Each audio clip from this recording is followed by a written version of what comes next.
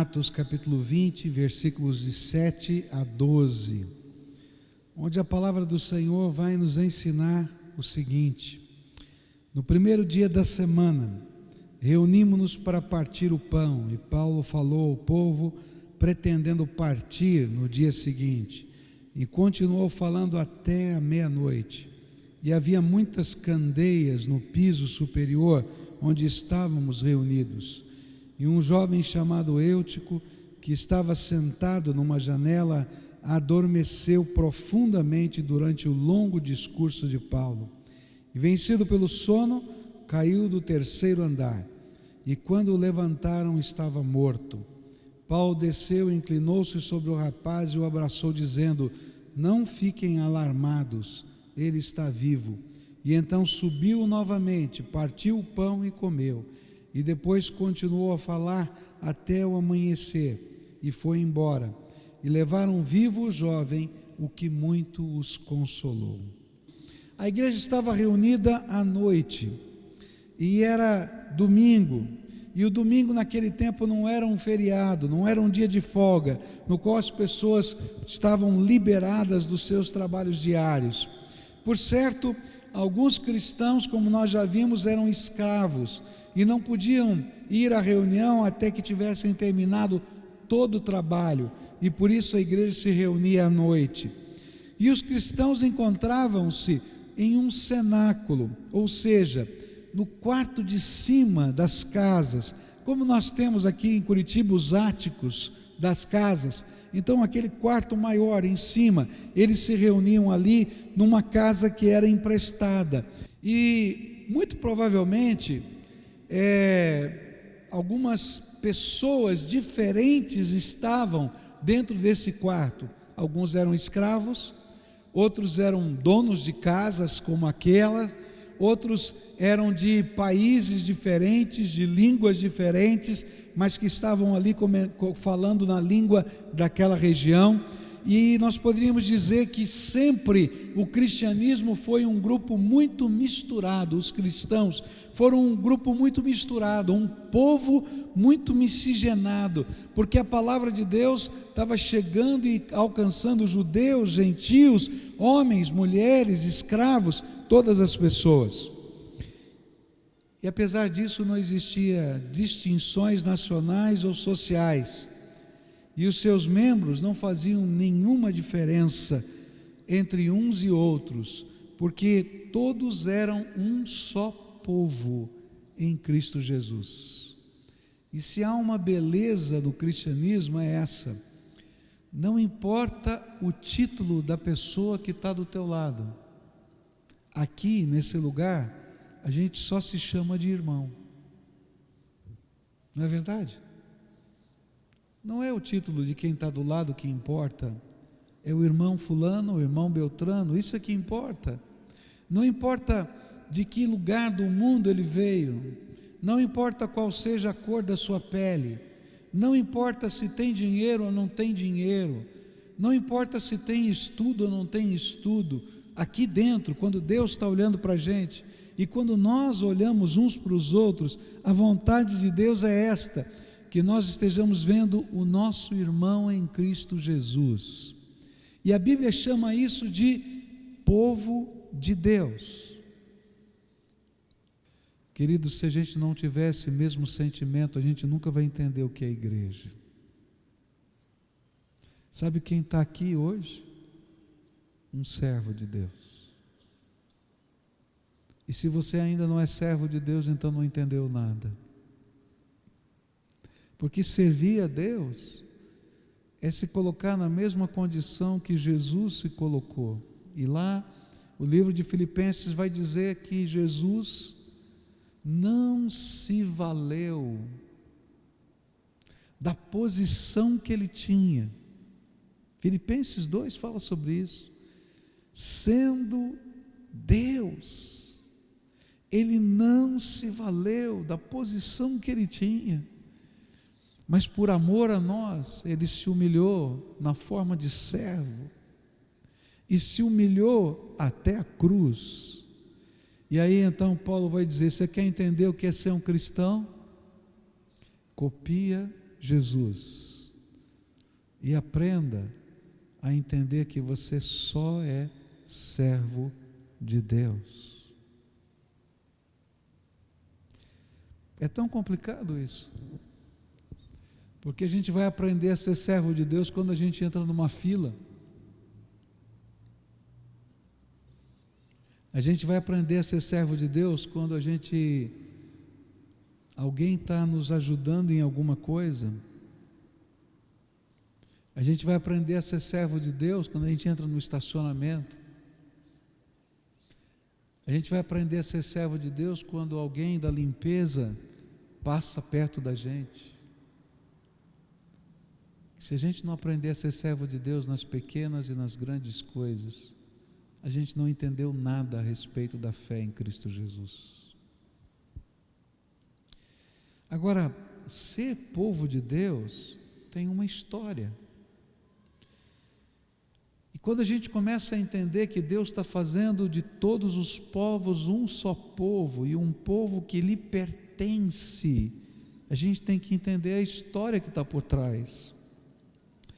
Deus sempre desejou ter um povo seu. E qual era o propósito de Deus desejar ter um povo seu na terra? Ele desejava que essas pessoas pudessem assimilar o seu caráter. Ser povo de Deus ao longo da história foi um projeto tremendo de Deus, de escolher um povo, separar um povo, e o grande propósito de Deus era que esse povo aprendesse a ter o caráter de Deus, o jeitão de Deus, e pudesse viver esse jeitão de Deus aqui na terra. É incrível como as coisas se invertem nesse mundo. Enquanto eu não descubro o poder e a graça de Deus, a minha fé pode virar uma ideologia. E para muita gente a fé é só uma ideologia. E toma cuidado, porque essa fé pode ser uma ideologia tremendamente perigosa. Para vergonha nossa, minha e sua, você sabia que a ideologia da Ku Klux Klan, conhece essa organização? Aqueles caras de capuz branco, que saem queimando a cruz e depois prendendo, matando ou castigando os negros, faziam isso nos Estados Unidos. Sabia que a ideologia da Ku Klux Klan é baseada na Bíblia? E que muitos daqueles líderes da Ku Klux Klan se dizem líderes de igrejas evangélicas, se diziam líderes de igrejas evangélicas nos Estados Unidos.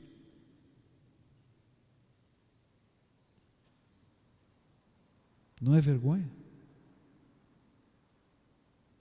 Por quê? Porque se eu não vivo uma experiência do poder de Deus transformador na minha vida, se eu simplesmente sou um frequentador de uma igreja, a igreja pode se transformar numa ideologia na minha vida, uma causa, e eu posso perseguir nas letras da lei da minha causa razões para os meus atos, e aí eu me perco, e eu vou interpretar esses textos da Bíblia à luz da minha ideologia. Querem mais? Você sabia que a visão da África do Sul sobre o apartheid era baseada numa teologia da separação das raças e da não mistura genética? Porque alguns textos do Velho Testamento diziam para a gente não misturar alguns tipos de tecido, para não misturar alguns tipos de semente. E então eles diziam, está vendo, não se pode misturar as raças têm que ficar totalmente separadas. E pegavam a Bíblia e pregavam essas coisas. O que a Bíblia está tentando dizer para a gente? É que eu não consigo viver a visão do reino se Jesus não entrar na minha vida, e se aquilo que eu estiver vivendo em termos de fé for mais do que uma tradição, mais do que uma ideologia, mais do que um costume, para viver uma experiência do amor de Deus transcendente na nossa vida. E quando o amor de Deus entra dentro da gente, e a gente se entende pecador, arrebentado, cheio de caquinho, que Deus está pegando e resgatando, eu olho para as pessoas que estão ao meu redor, e não importa quem elas sejam, porque eu sei quem eu sou, pecador que necessita da graça. E aí nós fomos igualados, porque todos nós precisamos da graça. Não tem ninguém que não precise dessa tremenda graça do Todo-Poderoso. Por isso, para ser povo de Deus, não basta ter apenas uma crença, é preciso viver uma fé que a Bíblia vai dizer, numa expressão muito estranha para a gente, que é preciso nascer de novo. Nascer da água e do Espírito, ou seja, é preciso viver uma experiência, onde a palavra de Deus simbolizada na água, nos revela o nosso pecado e começa uma limpeza, e o poder de Deus representado, simbolizado nesse texto no Espírito, entra na nossa vida para fazer aquilo que nenhuma ideologia pode fazer, uma transformação espiritual. Por isso, ser igreja não pode ser uma experiência política, que é aquilo que vive a fé islâmica e que vive a fé judaica. Recentemente, um pastor da Assembleia de Deus foi ao parlamento judeu para pedir autorização para abrir a igreja Assembleia de Deus em Israel. E vocês viram os noticiários, um extremista judeu entrou no parlamento e esfaqueou aquele pastor, há poucos dias atrás, meses no máximo. Por quê? Porque a ideia de fé no islamismo e no judaísmo é política, e a Bíblia está dizendo, não é isso, porque não é uma política, nem é uma ideologia, é uma experiência com o Todo-Poderoso. Quando eu fui fazer o curso no Instituto Hagai em Singapura, é muito interessante o que eles fazem com a gente. Eles não permitem que nós durmamos no mesmo quarto, os quartos são divididos, durmamos no mesmo quarto com alguém da mesma região do mundo que nós vivemos. Por exemplo, se eu venho da América Latina ou das Américas, eu nunca vou dividir o meu quarto com alguém da América Latina. Eu tenho que dividir com alguém da África ou com alguém da Ásia. E é muito interessante isso, porque as pessoas são diferentes, e eles fazem isso para dizer, olha, esse é o seu irmão. E tem algumas coisas muito esquisitas, muito estranhas. Por exemplo, quando eu viajei para a Índia, eu fiquei durante 42 dias com o pessoal da Índia. Eles têm uns costumes diferentes. Chegava de noite, ele vestia, um rapaz da Índia, vestia uma saia para dormir, não é? Tirava a sua cueca, não é? Sacudia a cueca, pendurava a cueca para tomar ar, e eu não entendia por que ele estava fazendo isso. Dormia, no dia seguinte de manhã ele vestia a mesma cueca. Agora você imagina isso ao longo do tempo.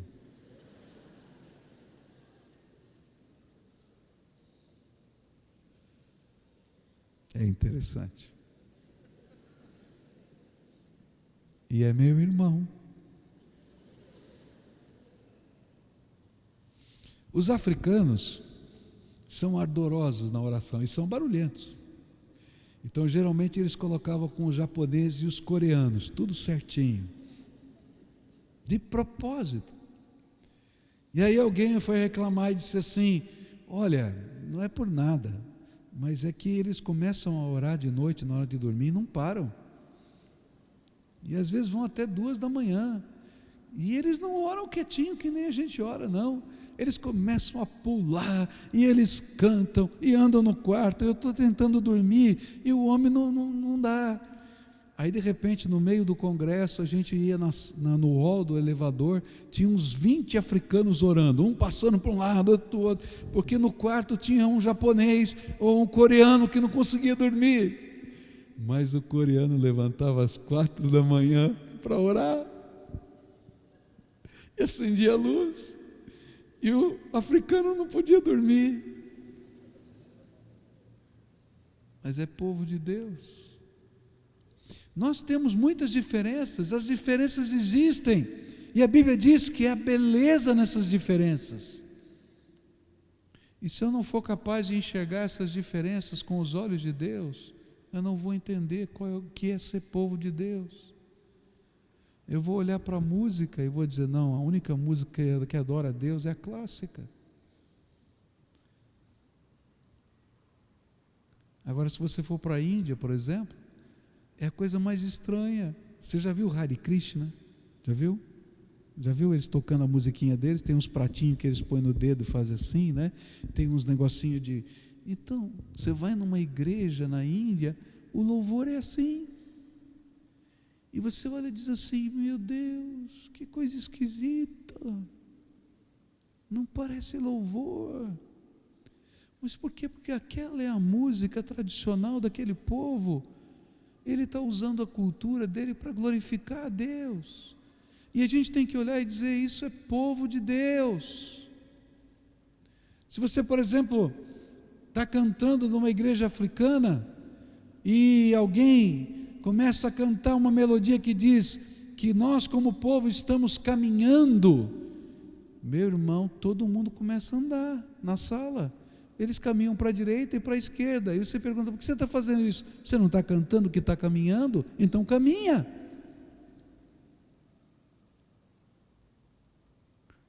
E você diz, mas é tão diferente. Mas esse é o povo de Deus. Por isso todo o muro de separação tem que cair. E nós temos que olhar aquilo que realmente tem valor. O sangue de Jesus Cristo, Filho do Deus vivo, nos purificou, e o Espírito Santo nos selou, e é por causa dessa experiência que aqueles que eram tantos e muitos, agora são um só povo, para a glória do Deus vivo. E se a gente não tiver isso em mente, a gente não entende o que é povo de Deus. Meu irmão, se você não consegue dar a mão para quem está do teu lado, você não entende o que é povo de Deus.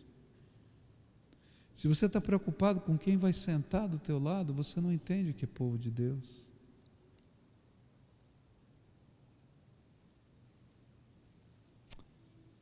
Se você imagina que a igreja tem que ter um único estilo e um único público-alvo, você não entendeu nada sobre o que é ser povo de Deus. Porque povo de Deus é essa gente que Deus está resgatando e que está dizendo, vocês são diferentes, mas é o mesmo sangue de Jesus que nos purifica de todo o pecado. E queridos, a gente vai ver tanta bênção, tanta sabedoria e tanta graça nesse povo de Deus, tanta unção de Deus, com essa gente que é diferente, mas que tem uma unção que vem da graça. O que a Bíblia está tentando dizer para a gente é o seguinte: para a gente poder ser povo de Deus, eu tenho que firmar um pacto e um compromisso com Deus, onde eu queira ser parte desse povo mais do que tudo e acima de todas as coisas. E se esse sentimento não estiver dentro do nosso coração, eu não entendi o significado de ser povo de Deus. E sabe, ser povo de Deus é alguma coisa que envolve pactos, compromissos, responsabilidades. E há muita gente tentando viver um cristianismo sem pacto, sem compromisso e sem responsabilidade. E aí Deus vai dizer: você não entendeu nada. E todas as vezes que a Bíblia vai falar sobre esse aspecto, Ele vai dizer que Deus nos escolheu para ser uma raça eleita, um povo santo, um sacerdócio especial e universal. E queridos, a gente tem que ter pactos, e a gente tem que desejar ardentemente ser parte da igreja do Senhor Jesus, e não apenas uma igreja que é espiritual, porque ela é espiritual, está em todo tempo, em todo lugar, em toda época, mas que se concretiza num lugar, num tempo, para a glória de Deus. E aí eu começo a ter compromisso com os meus irmãos, com os projetos do reino de Deus que Deus vai colocando no povo que eu estou inserido.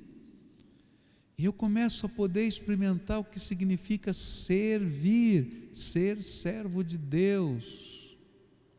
Porque enquanto eu não vivo esse pacto, esse compromisso, eu sou um forasteiro. Eu paro, assisto, vou embora. Mas quando eu me torno parte desse povo, eu vou assumir pactos, compromissos. Eu vou oferecer os meus dons e talentos. Nós não viemos aqui para assistir um show. Nós não viemos aqui para marcar um horário. É o povo de Deus que se reuniu para a glória de Deus e para servir ao Senhor. E aí a gente pode ser luz aonde Deus quiser que a gente seja. E a gente pode ser bênção. E a gente pode se submeter uns aos outros e aprender que não importa, quem sabe você seja uma grande autoridade num dado contexto, mas aqui, em dados momentos, não é assim que funciona. Eu estava lendo um livro outro dia e achei uma coisa muito interessante, ele dizendo de uma equipe de trabalho na igreja, e tinham 2 militares, um era o coronel de uma base americana, e o outro era um sargento. Mas lá na igreja, o sargento era o relator da comissão, e chegou para o coronel e disse: o senhor não fez bem feito o seu serviço, faz favor de limpar a mesa direitinho. E o coronel virou para o sargento: sim senhor, vou fazer de novo o meu serviço. É assim que funciona no reino. E a gente aprende a se submeter uns aos outros. Eu hoje queria convidar você a fazer parte de um povo que é maior que uma raça, é maior que uma classe social, que é maior que uma ideologia, é maior que o tempo, é maior que a geografia, porque tem a ver com o Todo-Poderoso Senhor da minha vida. E para ser parte desse povo tem que ser servo. Se você não quiser servir, não dá para ser parte desse povo, porque nós vamos servir a Jesus servindo uns aos outros. E se não pudermos servir uns aos outros, não podemos servir a Jesus. É isso que a Bíblia diz. Naquele dia, Ele vai separar um do lado e outro do outro, e vai dizer: olha, entra no gozo do teu Senhor, servo bom e fiel, porque quando tive fome me deste de comer, quando tive sede me deste de beber, quando tive frio me cobriste. E vão perguntar: quando fizemos isso? Toda vez que fizestes a um dos meus pequeninos, a mim me fizestes, diz a Bíblia. Se você não quer servir, não tem lugar para você no povo de Deus. E se você não quiser ter compromisso com um povo, com um lugar, com uma igreja, também não tem lugar para você no reino de Deus. Porque a gente só pode concretizar esses valores sendo parte desse povo.